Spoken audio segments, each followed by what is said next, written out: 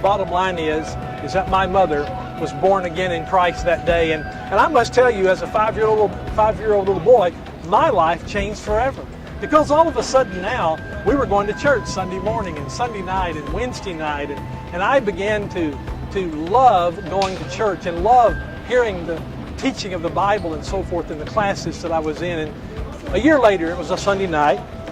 I was 6 years old at that time, and I was sitting on the very back row of the auditorium of the church, and I wasn't listening to the preacher at all. In fact, I had a hymn book. In the old days, we had hymn books.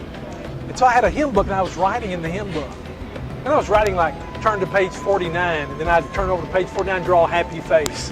And then I'd say, now turn to page 210, and I'd write something else on there.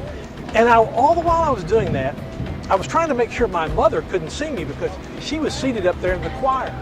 And I knew if she saw me, she'd get up and come down there and yank me up, take me out and tear up my landing gear right in front of God and everybody.